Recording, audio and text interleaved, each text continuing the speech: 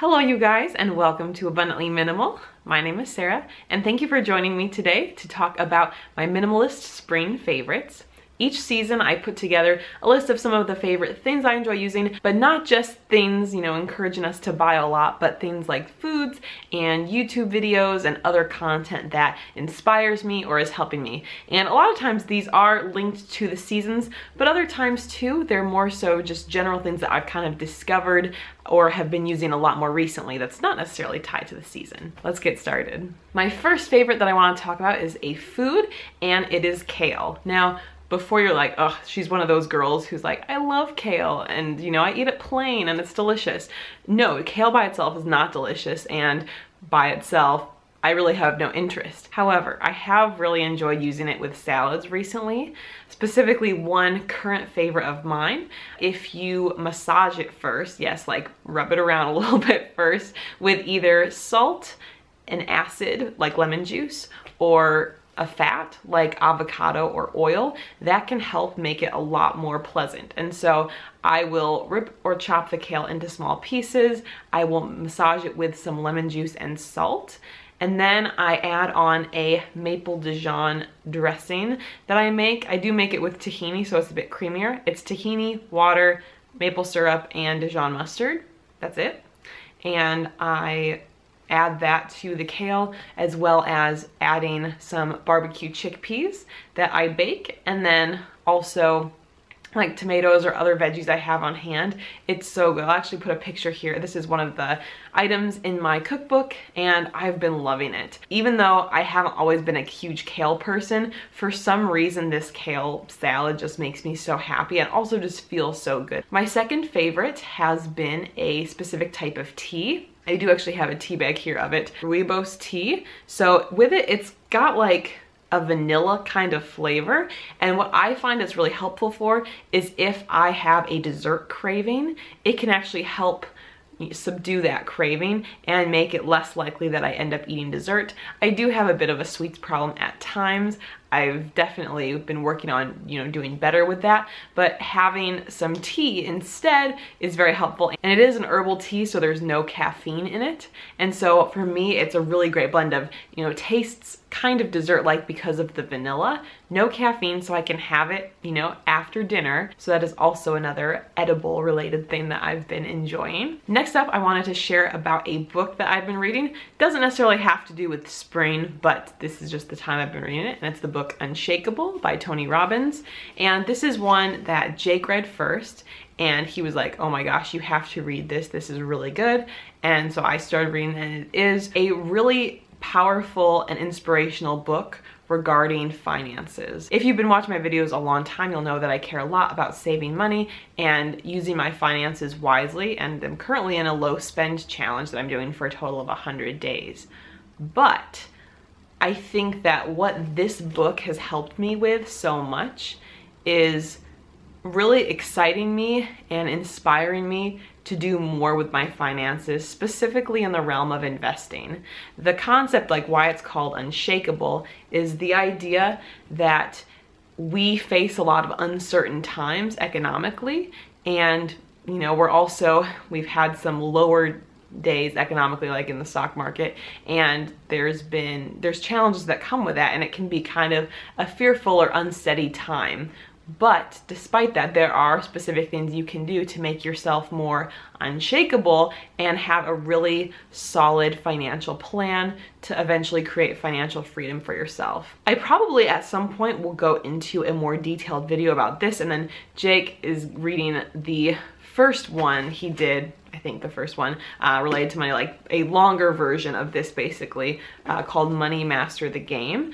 And it's got a lot of very practical advice written very easily. But I think like the biggest takeaways for me here is kind of the idea of getting started with investing, because to be honest, Jake and I hadn't really done as much investing. We'd focus on retirement, saving as much as we could, a lot of those kind of things, and not really doing as much with investing, which we knew would be hurting us in the long run. Regardless of where you are in your journey, I think that this book, at least for me, was very eye-opening about the types of things to be investing in general, like mutual funds, should be avoided due to the high fees that add up over time, and in favor of index funds, which have incredibly low fees and outperform most mutual funds. But also just kind of the principles of, it's not just a simple story of focusing on saving money or earning more. It's not about what you earn, it's about how you use your money. And also just talking about the importance of getting started as quickly as you can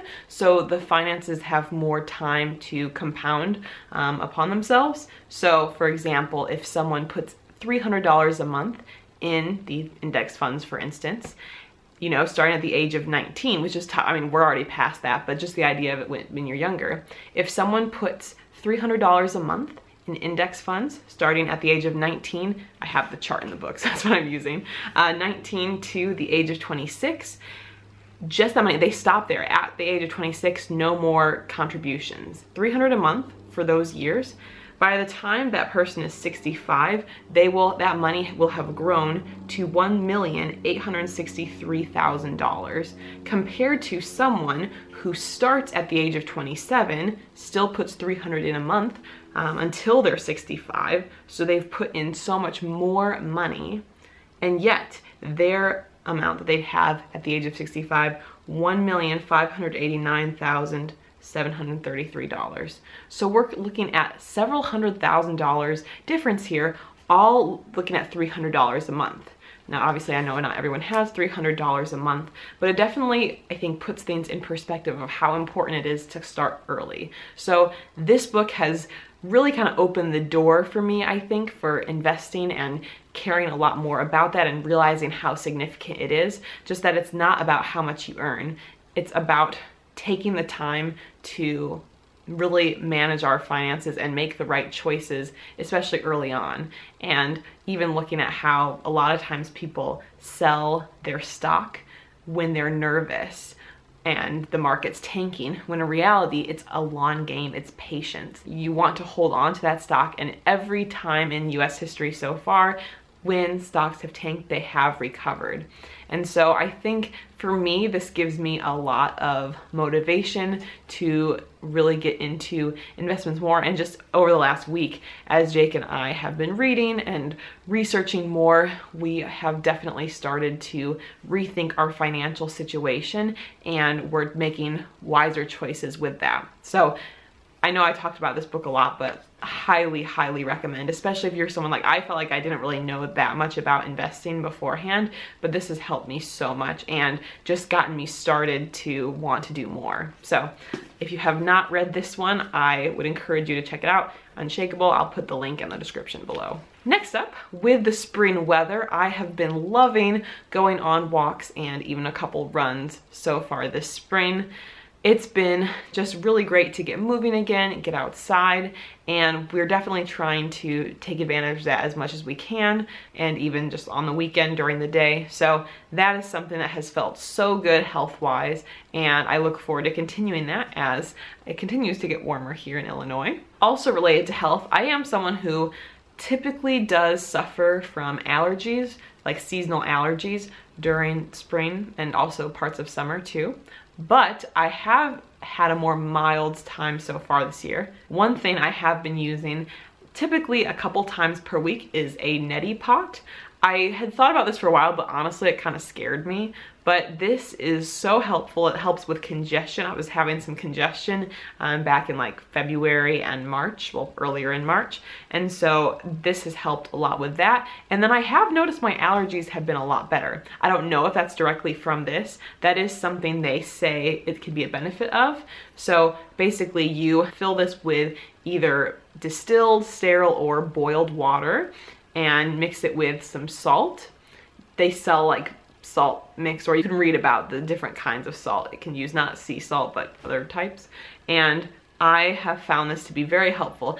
I don't love the process during it because the water, you pour it in one nostril and it comes out the other one. I don't love the way that feels, but I love how it feels afterwards. So that's what motivates me to keep doing it. So this is the neti pot. In terms of music, I have recently gotten really into the Hamilton music. Now, I personally have not seen the show.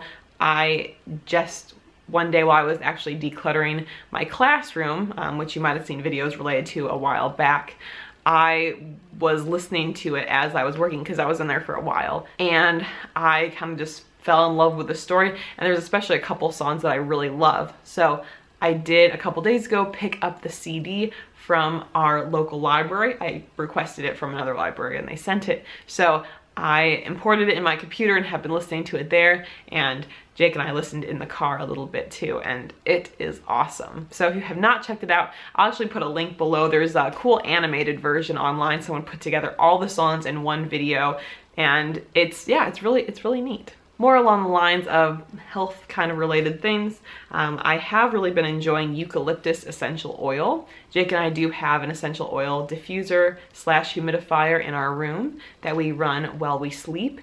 And the eucalyptus scent is so calming and just has this really beautiful spring scent. And so I definitely recommend if you haven't tried it. The only real reason we found out about it is that we bought a set of essential oils from Marshall's or Home Goods or TJ Maxx, one of those that's near us, because they had really good prices on them, about like half price. And so we bought a set there since we're still fairly new to the essential oil thing, and we really liked it. So that's been one of our favorites to have like while we're sleeping. We'll also often use like lavender and sometimes lemongrass, but this is definitely a wonderful smelling scent, and yeah, very calming and relaxing. So that wraps up today's minimalist spring favorites. I hope that this was interesting, and as I mentioned before, if there are things that have products available online or more information, or even those music links, I will link those below if you want to check them out. If you have not yet joined this wonderful community of people who are really interested in minimalism and decluttering sorts of videos, you can actually subscribe to the channel right up here, and you can check out some of my past videos over here. We'll see you guys in the next one. Bye.